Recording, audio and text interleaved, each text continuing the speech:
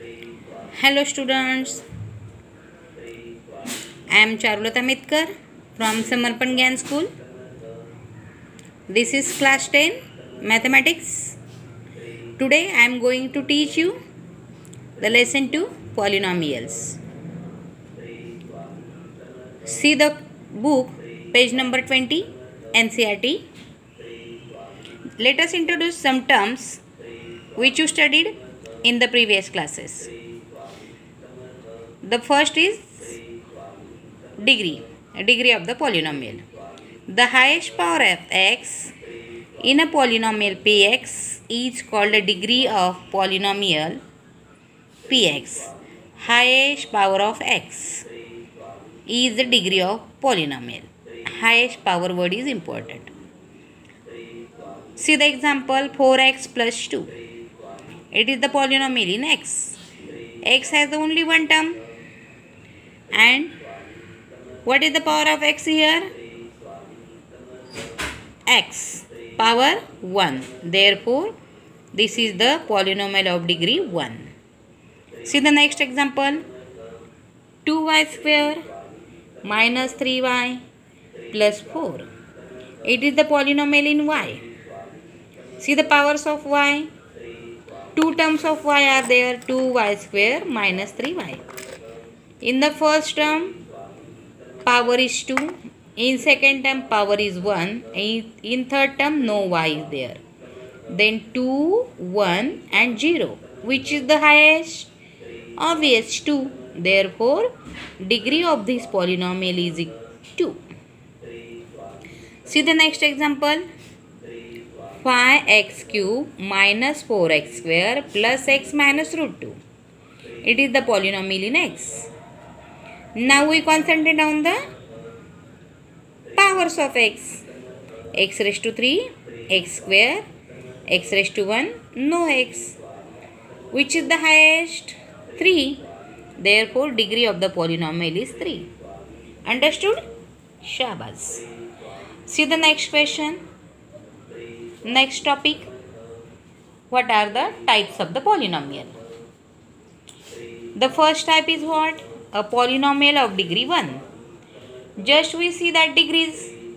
According to the degrees, polynomials are defined in different types. Degrees are different, therefore types are different.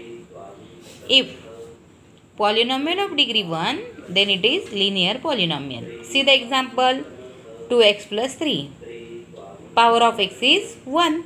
Obviously it is the highest. Therefore degree of this polynomial is 1.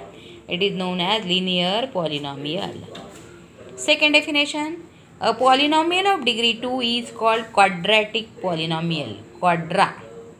Degree 2 quadratic polynomial. See the example 2x square plus 3x minus 2 upon 5. Highest power of x is 2. Therefore it is polynomial of degree 2. The name is quadratic polynomial. Now polynomial degree 1 linear. Polynomial degree 2 quadratic. Now polynomial of degree 3 is what? Any guess? Degree 3? Correct. It is the cubic polynomial. A polynomial of degree 3 is called a cubic polynomial. See the example of cubic polynomial. 2 minus x cube. Only two terms are there. X have only one term, x cube. Therefore 3 is the highest degree and therefore highest term, highest power 3, degree 3. X cube, single term, power 3, degree 3. Minus 2x cube, degree 3. 3 minus x square plus x cube. 3 terms are there with different powers. X 3, no x, degree. No x, power 0. Minus x square, x power 2. Plus x cube, power 3.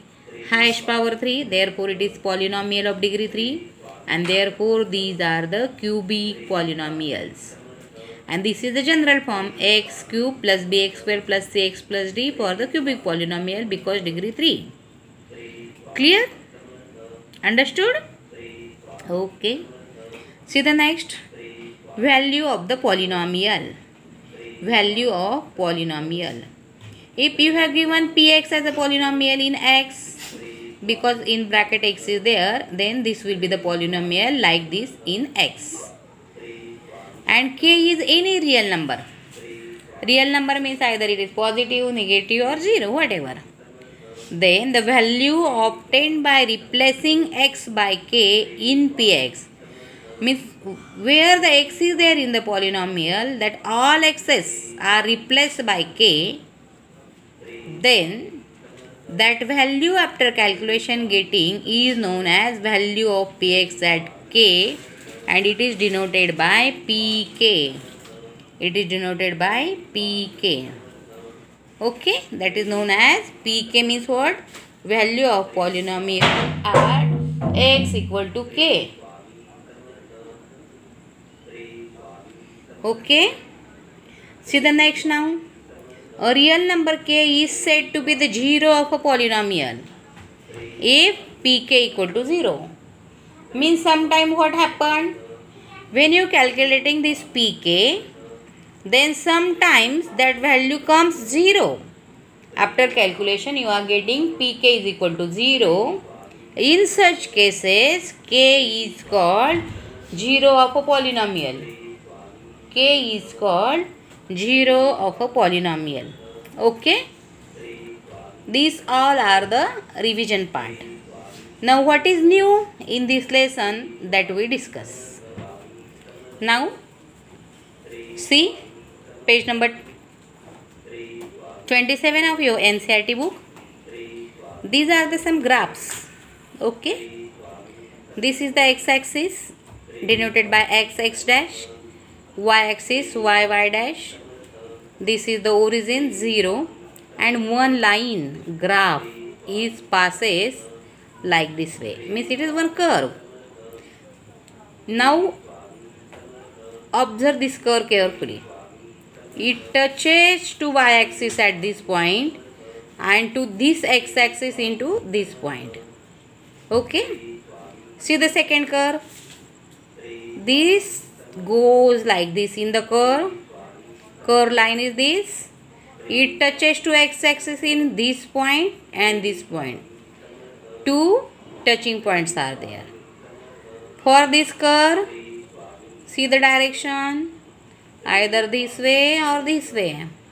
For the x-axis, at how many places is touching? 1, 2 and 3. Here touching point is 1 to the x-axis. Touching points are 2. And here touching points are 1, 2, 3. Observe with horizontal line x-axis always. Now see, this is the straight line. It cut x-axis in one point. This curve line touches to x-axis in one point. This curve line touches to x-axis in how many points? Observe. 1, 2, 3, 4. Understood? Okay. Now we counted the numbers. And see the question. Why we count these points? Look at the graph in the figure 2.9 given below. Just we look it now. Each is graph of y equal to px. Means this curve line, straight line, all are the graphs of polynomial px, where px is a polynomial. For each of the graph, find the number of zeros of px. How many zeros are there? Then what number you are counted now? These numbers are nothing but zeros of px. Here one number, touching point is 1, intersecting point is 1, therefore number of zeros 1. Number of zeros 2. Number of zeros 3. Number of zeros 1. 1 and 4.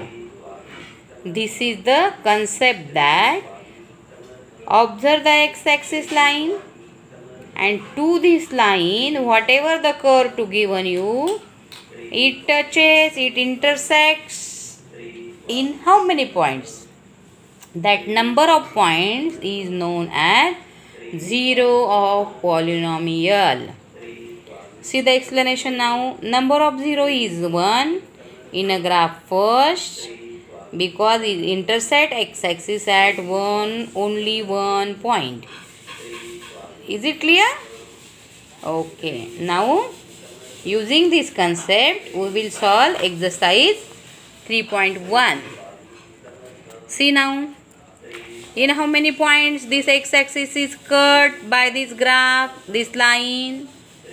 This line touches to x-axis in how many points? Observe carefully. Shabash. It not touches to x-axis. Not touching to x-axis. Therefore, number of zeros? 0.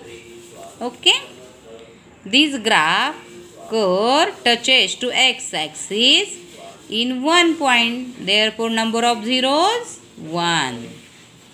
Here you give the answer now. 1, 2, 3. Therefore, number of zeros? 3. And this question 4, 5, 6 are for you. You observe and write your best answer, which never be wrong. Is it okay? Now, in the tomorrow session, we will see relation between the zeros and coefficients of the polynomial.